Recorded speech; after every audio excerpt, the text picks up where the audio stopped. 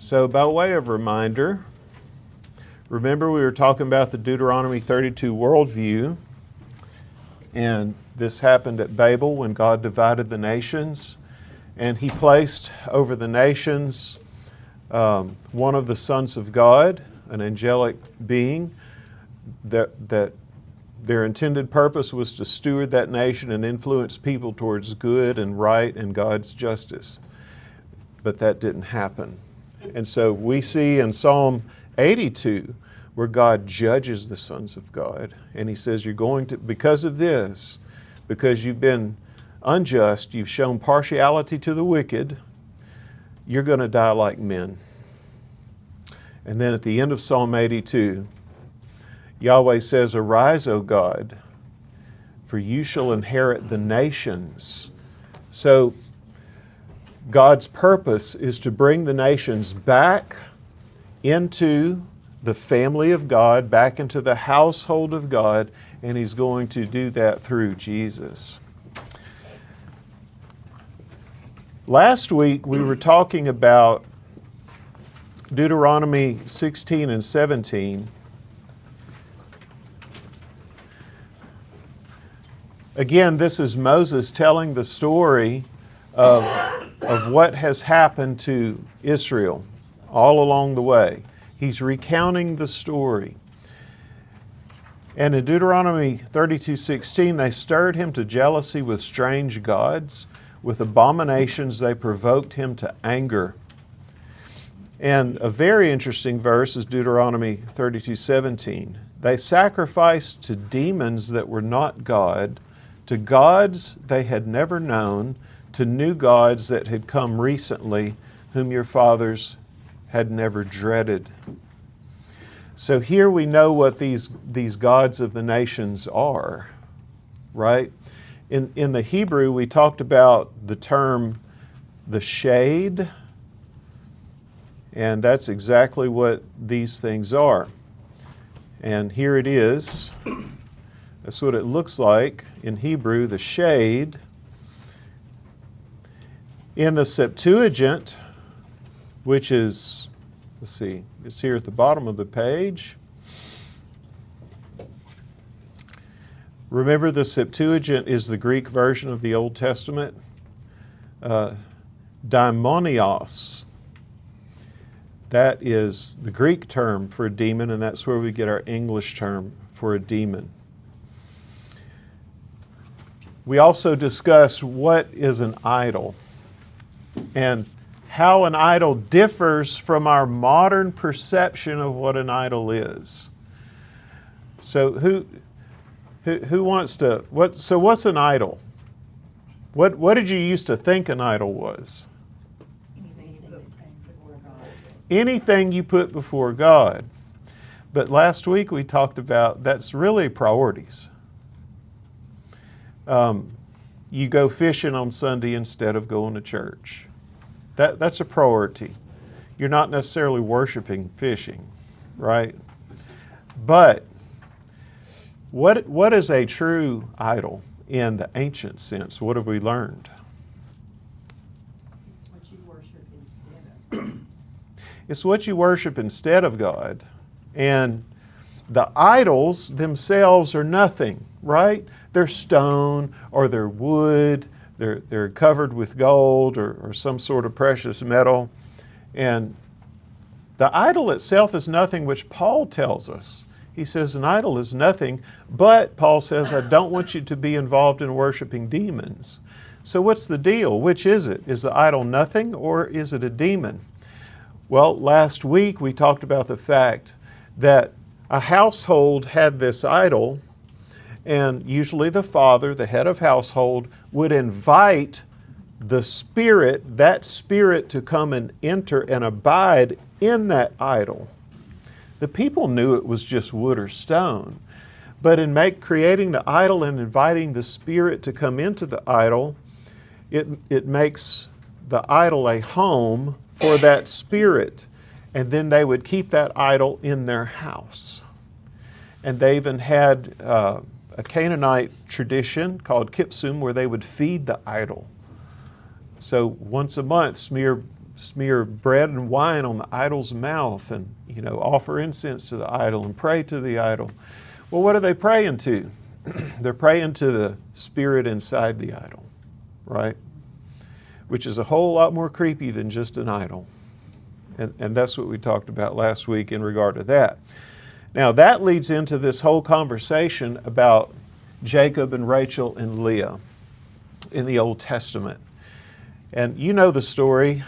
Jacob wants to marry Rachel. He works for 7 years for his uncle Laban. And Uncle Laban says, yeah, you can marry my daughter Rachel. But on the wedding night, after the wedding night that morning, Jacob realizes, no, that's the older sister Leah. Why did you deceive me?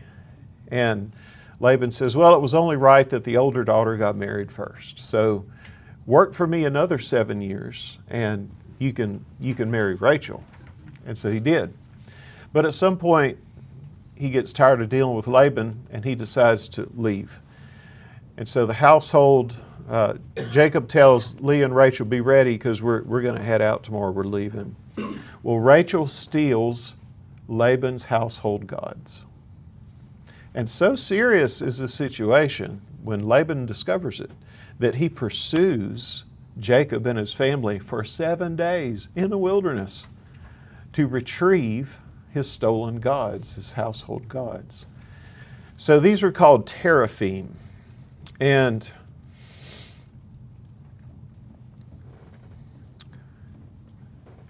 we talked about the possibility that Rachel's theft, it illustrates how seriously the ancients considered those objects, but it could have involved inheritance rights.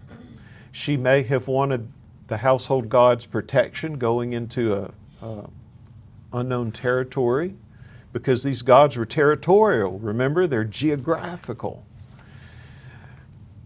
It may have also had to do with her son being able to inherit the land. We don't know, but that's very possible. So the household gods, the teraphim, Terra meaning earth, these were usually a clay figure or stone figure. That was the idol. They're tied to the allotment of the land in Deuteronomy 32:8 with the sons of God, because these spirit beings were placed over geographical areas. The gods of the nations regard the people as their prize and most valuable possession. The unseen battle is ultimately over people and to whom they belong. Now that's kind of scary if you think on that a minute. If I ask you the question, to whom do you belong? Because you either belong to Christ or you belong to the kingdom of darkness. Spiritually. There is no middle ground. There is no Switzerland in the spiritual kingdom, right? You're either one or the other. You belong to the kingdom of God or the kingdom of darkness. And we've discussed this. God allotted these spirit beings to a piece of land to steward, to influence the people for good, but they didn't do that. Most of them eventually sought the worship of the people themselves. So these beings sought to be worshiped. Over time, household gods became the national gods of people living in those geographic areas. And just to illustrate this and the power of it, how these meanings and symbols persist, the ancient Mesopotamians worshipped a moon god, and that moon god went by various names. One of them was Sin, S-I-N, the moon god Sin, the moon god. So the city of Jericho was based off of the name of their moon god named Yarick. Jericho. And that's the god that Rahab disavowed in order to accept Yahweh And Rahab and her family were saved when Jericho was taken. What was the symbol of the moon god? A crescent moon. Can you think of a world religion today that still has the crescent moon as its symbol? Yeah, with a star. So these symbols, these spirit beings, they persist over time. Now, one day Jesus is returning and they're all going to be judged and they're all going to be thrown into the abyss. But right now, I think it's one of the reasons we have wars everywhere. You know, Ukraine and Russia at war. You got Pakistan and India always fighting. You've got Iran with the other Arab states. You've got Iran with the United States. Israel. Like constant war. Well, that's not just geopolitical. It is spiritual. And that's what we need to understand. That's why the world is in the shape that it's in. But Jesus has promised to reclaim the nations. Jesus broke the power of the principalities and powers. He broke their power to blind people to the gospel. So one of the interesting things we're seeing, and if you look this up on YouTube, you can find lots of videos. Jesus is appearing to Muslims in dreams, and they're getting saved, they're converting. I saw a couple of those videos on their Facebook page. And so with the Jewish people too. They're seeing visions and dreams of Jesus and they're converting. And or they'll have a vision of a man that wants them to go talk to someone in the marketplace, and that someone in the marketplace turns out to be a Christian. Right? And they lead them to the Lord. And so all of this is ramping up. How many of you can feel the spiritual temperature ramping up in our world? I definitely feel it. And so this is something that we need to be aware of and plugged into. Okay, Daniel chapter 10, actually 9 and 10. Fascinating chapters. The book of Daniel reinforces the Deuteronomy 32 worldview. And remember, that worldview is that God placed these sons of God, these other spirit beings, in a position of spiritual authority over the nations and their land. So let's go and read. I'm going to start out with Daniel chapter 9. This is the angel Gabriel appearing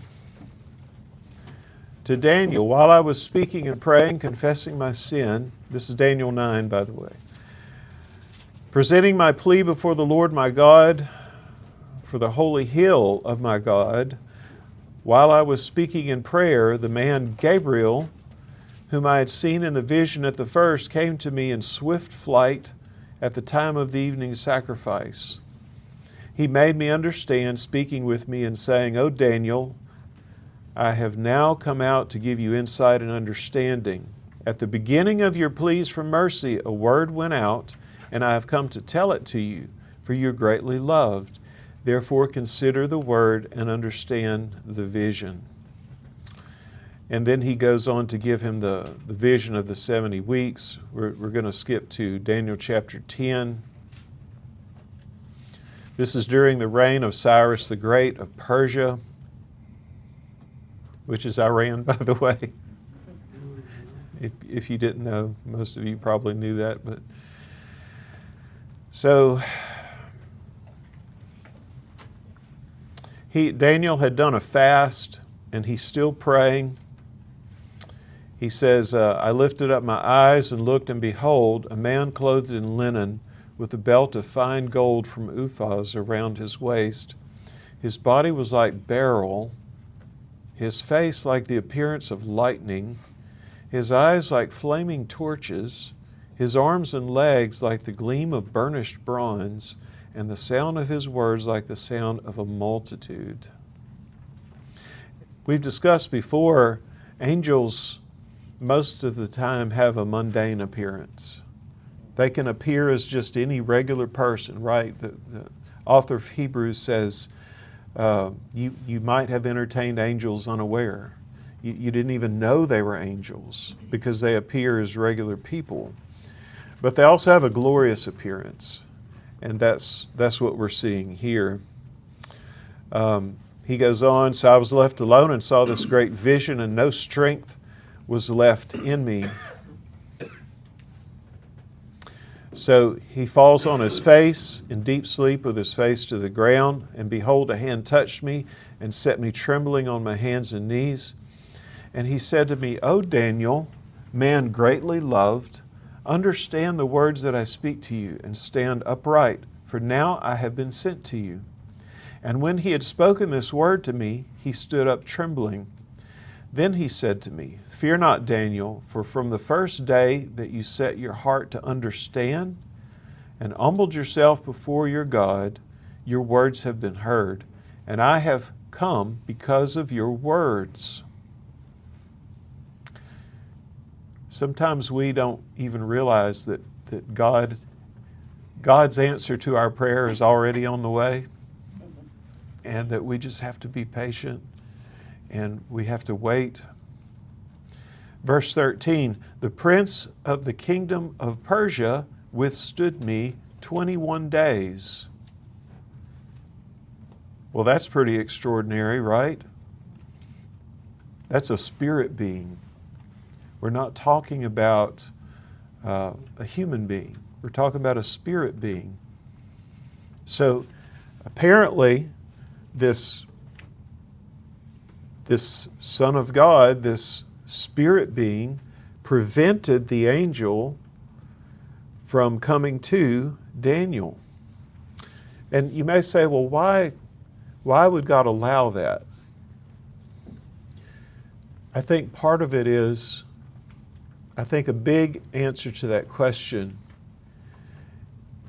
God wanted Daniel to build his spiritual muscle, to build his faith. If we prayed and everything we asked for was just answered immediately, where's the faith?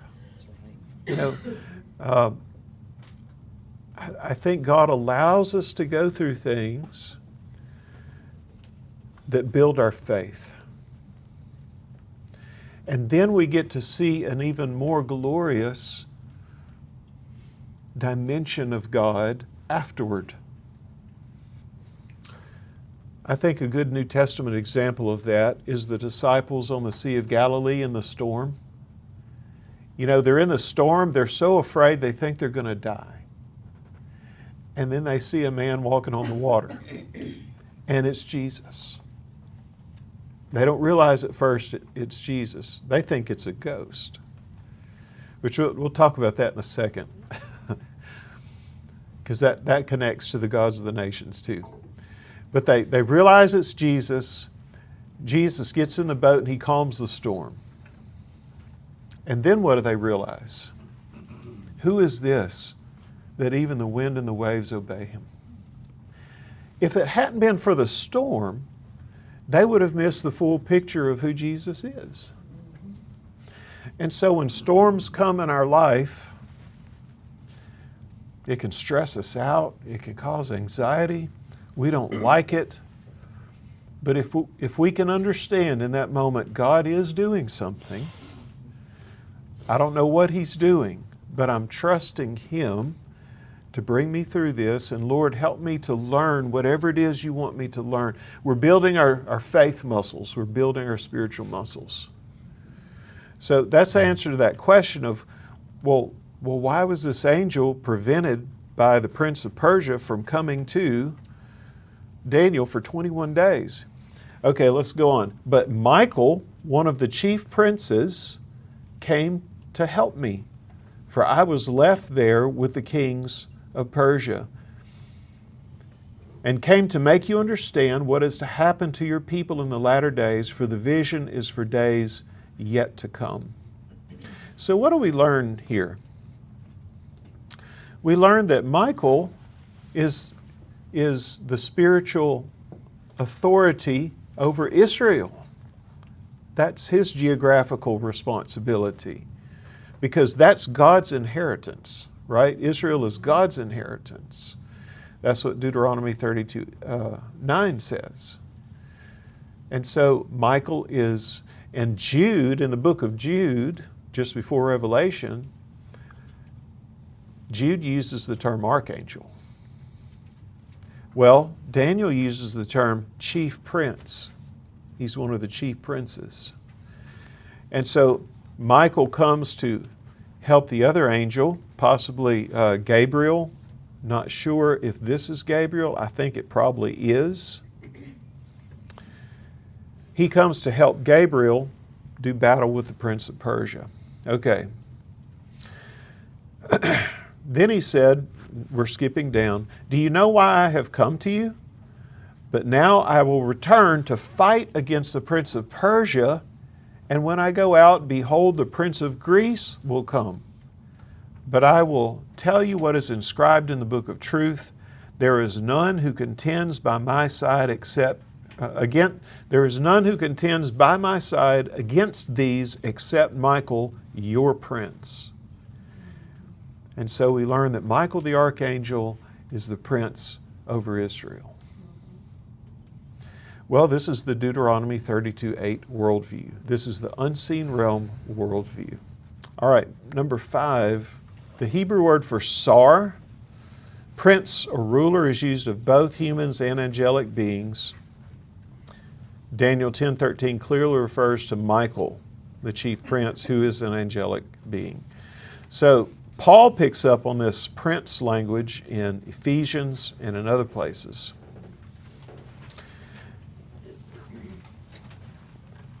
Number 7, Daniel 10, competing and warring kingdoms in both God's earthly and cosmic families, a celestial conflict in which each prince represents a nation. The prince of Persia and the prince of Greece fight against Michael, the warrior and defender of Israel. And I think we can clearly see that in Daniel. Daniel highlights the ancient Near Eastern understanding that a cosmic spiritual kingdom directly impacts the earthly kingdom. These opposing forces struggle for dominion through conquest of land, territory, and political power. Now, ultimately, Satan's aim extends beyond individual destruction to the unraveling of entire systems, structures, nations, and people groups. And why does Satan want to destroy humanity? Because we're image bearers, and he hates God. And we're God's image bearers, so he wants to destroy us.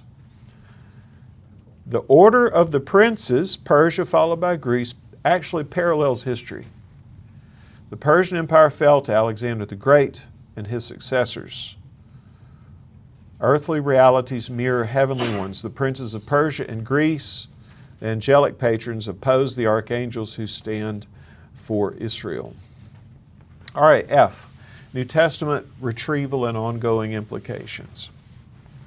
The Apostle Paul retrieves this Old Testament background in Ephesians chapters 1 through 2. Paul understands that the rebellious sons of God will be judged for their rebellion against Yahweh. And he draws on the Old Testament for that, including Psalm 82. The unseen battle remains a conflict over households, nations, and ultimate belonging, whether to the rebellious powers or to Yahweh's reconstituted family. Again, you belong to one or the other. Now, if you get to your handout today, and he does have this reference in the book, most of this came from Dr. Joel's book. Baal, his name means Lord or Master, worshipped as the storm god who would bring down rain. There was also a connection between rain and sexuality, as rain was necessary for the growth of fertile crops. Consequently, worshipers of Baal would perform sex acts in the temple, believing this would increase the sexual activity of the god and result in more rain for the crops. This deity was also known by other names and other people groups, as example, Chemosh among the Moabites. So this is Baal. See the horns? He's got horns. And this is a lightning bolt that's coming down from the sky. Now, very oddly, see this little dude right here? Don't know who that is. But in this stele, Baal is portrayed as a giant, which is interesting, right? And he is the storm god, so he's over the waters. Now, in some Canaanite mythologies, Baal had a brother named Yam. Now, while Baal was the storm god, Yam was the god of like the oceans and the seas. And so these two were still worshipped in Jesus' day. So when the disciples are out in the boat in the storm, who's the storm god? Right? That they fear they're in the clutches of not only Baal, but they're on the Sea of Galilee, so they're in the clutches of Yam as well. Right? And then they see a guy walking on the water and they think it's a ghost. Well, I think they think, I don't know this for sure, but I believe that they're thinking that this is either Baal or Yam and we are toast. Because we've been following this Jesus character around. But lo and behold, it's Jesus. And what does Jesus do? He calms the storm. Which means that Jesus has authority over Baal and Yam. And then the disciples say, who is this that even the wind and the waves obey him? That's cool. That's pretty gangster right there. Right? It just brings that text alive, doesn't it? Big time. Okay. Ashtoreth or Astarte, a female deity considered a mother goddess in worship throughout Palestine. Her area of specialty was fertility. Asherah poles. These were essentially phallic symbols, and they would worship around those phallic symbols. And they would either use wood or stone to create these. And they've uncovered many of them, like in Israel. She was also a goddess of warfare. Her husband is believed to be the god Baal. In the book of Judges, the Israelites turned to Baal and Ashtoreth. She also is referred to as the queen of heaven. El, the Canaanite pantheon, El was believed to be the father of the gods. Along with his wife Asherah, he fathered 70 minor gods. Interesting number that, 70. Mm-hmm. El eventually fades from the scene and is replaced by Baal. Here we hear an echo of the story of Zeus and Kronos. Remember, Kronos was devouring his children, and Zeus's mother stole him away to the island of Crete, to the cave of Zeus, look it up, Google it. Cave of Zeus on the island of Crete. It's interesting. Supposedly hid him there so that Kronos couldn't find him. But you have this idea of Zeus going back to defeat Kronos and killing his father. And so Baal kills El in a similar fashion. So these stories kind of copy each other because they're sort of from a root story. The Bible provides a polemic against these stories, portraying these gods as false gods. Okay, Dagon was a patron of the Philistines. So there's a cool story in 1 Samuel where the Philistines capture the ark and they put it in the temple of Dagon, and in the morning Dagon's statue is fallen down before the ark.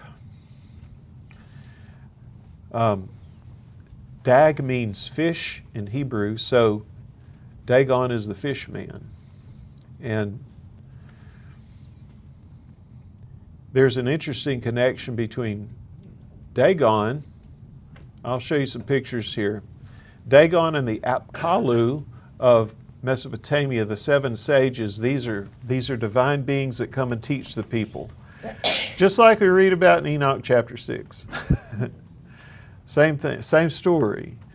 But this, you see the guy with he's got a fish, looks like a fish. This is Dagon. Interestingly, now these are Mesopotamian gods, but, and this is actually a pretty good. That's very interesting. I didn't know that those three statues, they hold the same exact material. Yeah, I wish I could find a high resolution version, but anyway, so they have wings, which I interpret as ascendant, but they're all holding this bag. I think it's either a medicine bag or the bag is knowledge. And then they're all wearing some sort of technology. Let's see if I can find a picture of this. Oh yeah. They're wearing some sort of technology. See, there's his Apple Watch. They're all wearing this. Now what this could be, again, this is speculation, what this could be is the Mesopotamian blue water lily, which is a psychedelic. And so that could represent psychedelics, drugs, you know. Yeah. Yeah, and they're always holding some kind of technology. They're holding some kind of tech in their hands. So anyway, that's Dagon, probably the god that Goliath worshipped, because the worship of Dagon was pretty big in that area. Okay, Marduk, the patron god of Babylon and in Mesopotamia, was understood as the supreme ruler of their cosmology. He appears in the Enuma Elish epic. He appears once in the Bible. Molech, arguably, if not the most detestable of the false gods of the nations, Molech is closely associated with child sacrifice. This Canaanite deity was the cause of much of Israel's rebellion. There were kings of Israel that burned their children on this altar. Manasseh was one of them. Terrible. And the depictions of Molech,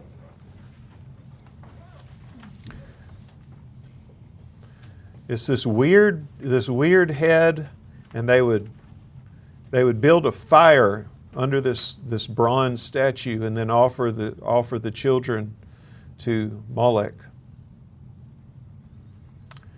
And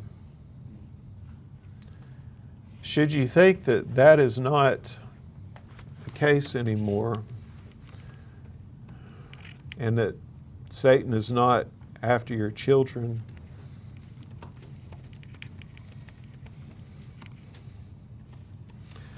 so you just saw that statue of Molech. Let's see. Yeah. So this is the Satanic Temple in Chicago. And there's your kids. So this is still a thing. Don't think just because it's ancient history that it's ancient history. Right? It's still a thing. Close that tab.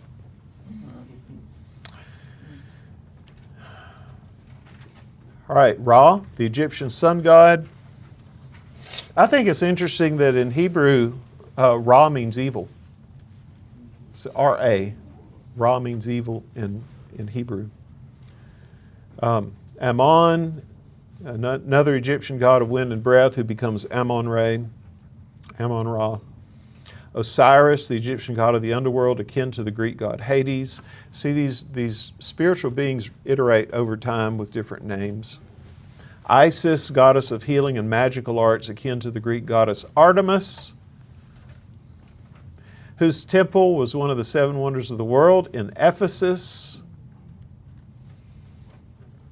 And the modern iteration is Wonder Woman, Diana Prince. which I enjoy those movies, but just understand what you're watching. Like, it's not all fiction, right? Then Apis, the Egyptian bull god. This is probably what the children of Israel were worshiping.